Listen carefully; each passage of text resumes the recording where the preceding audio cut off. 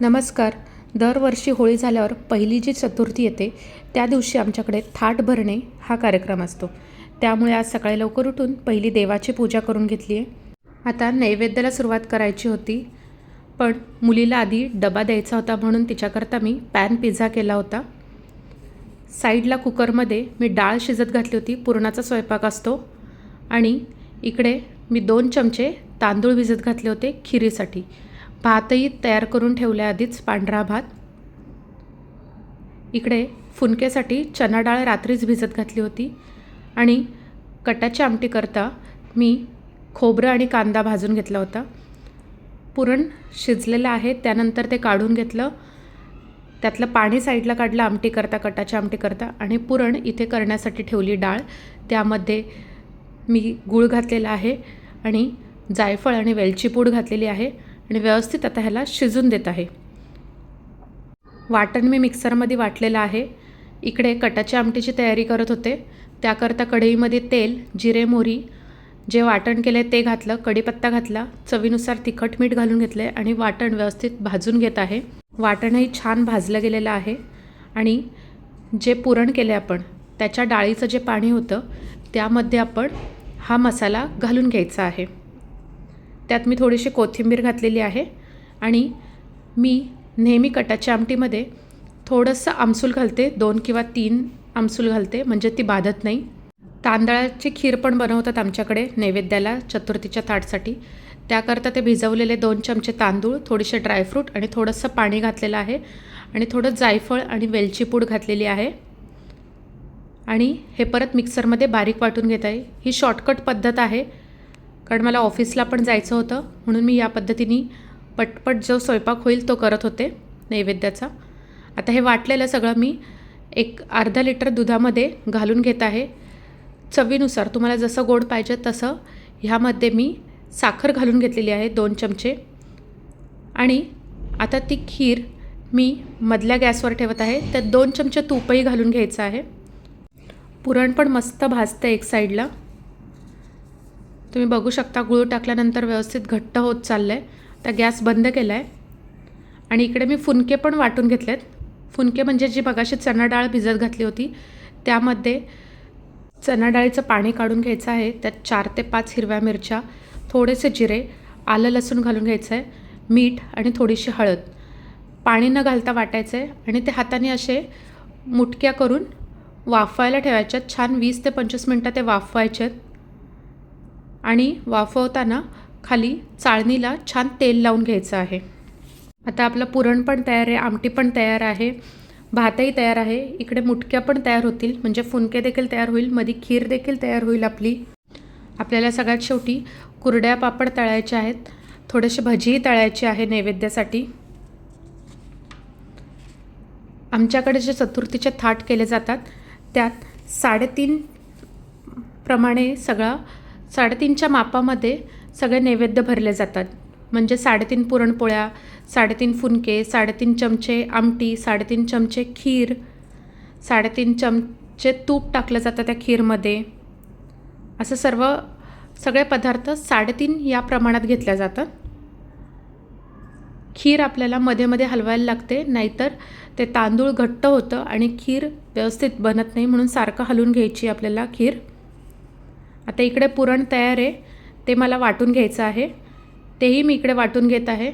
पुरण छान शिजल्यावर त्याला जास्त वेळ लागत नाही वाटायला, लगेच वाटलं जातं. मी चाळणीच्या साह्याने वाटून घेतलेलं आहे. हे किती छान झालं आहे बघा.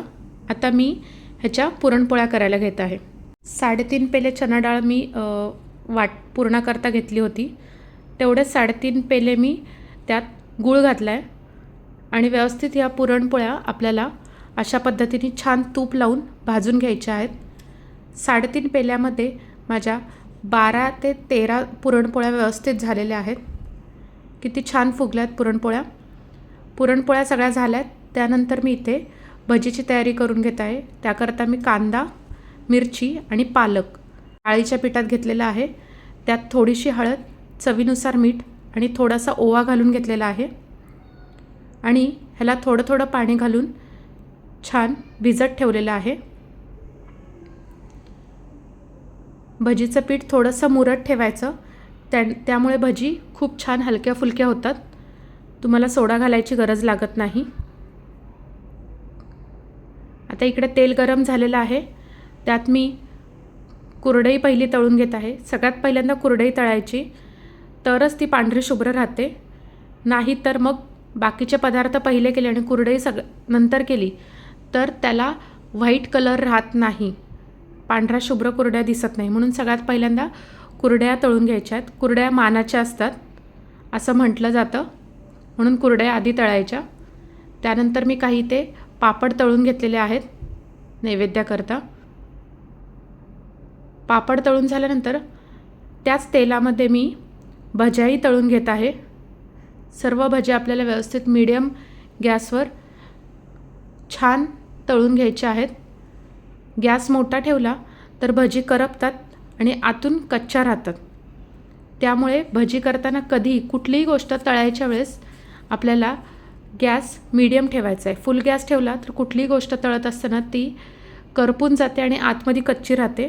म्हणून मीडियम गॅसवरच तळायचे आहेत.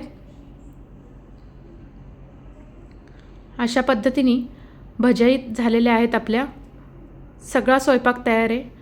आता आपल्याला गणपतीची पूजा करायची आहे. त्याच्याकरता म्हणजे अभिषेक करायचा आहे, त्याकरता मी एक साईडला पंचामृतही करून घेतला आहे. पंचामृतमध्ये मी दही, दूध, मध, केळी आणि तूप घातलेलं आहे.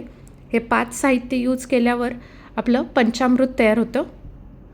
कारण आपल्याला गणपती बाप्पाचा अभिषेक करायचा आहे. गणपती बाप्पा आणि आपल्या घरातले जे टाक असतात त्याचा. इकडे मी नैवेद्य भरून आणलेला आहे.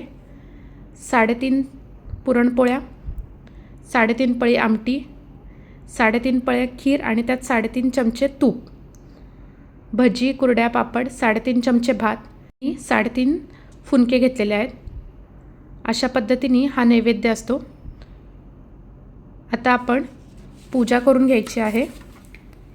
त्याकरता सगळ्यात पहिलं स्वतःला टिक्का लावून घ्यायचा आहे आणि स्वतःचं शुद्धीकरण 3 वेळा करून घ्यायचं आहे. त्याकरता ओम केशवाय नमः, ओम माधवाय नमः, ओम गोविंदाय नमः असं म्हणत ते पाणी आपण स्वतः प्यायचं आहे.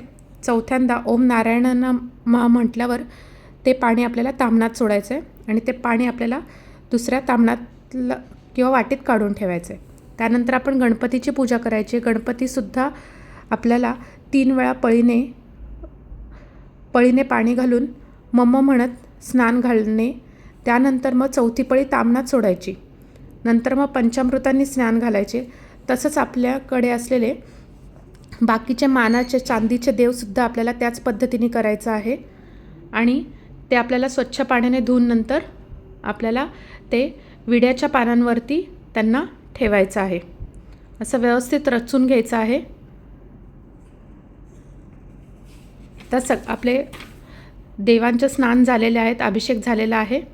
आता त्यांना छान हळदी कुंकू आणि अक्षता व्हायच्या आहेत, फुलंही व्हायचे आहेत. त्याच ताम्हणामध्ये आपल्याला गणपती बाप्पांनाही ठेवायचं आहे. त्यांनाही हळदी कुंकू आणि फुलं व्हायची आहेत. आता आपल्याला एका चौरंगावरती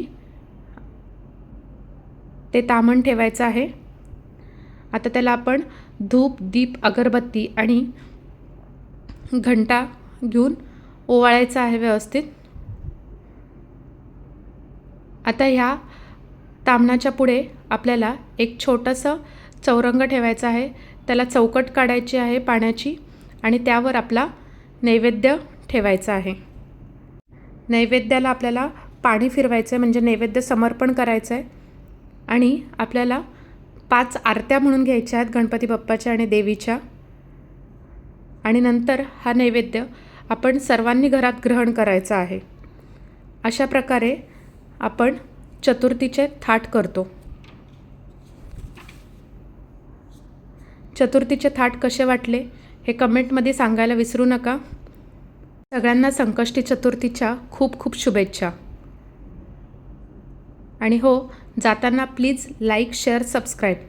thank you so much for your support everyone.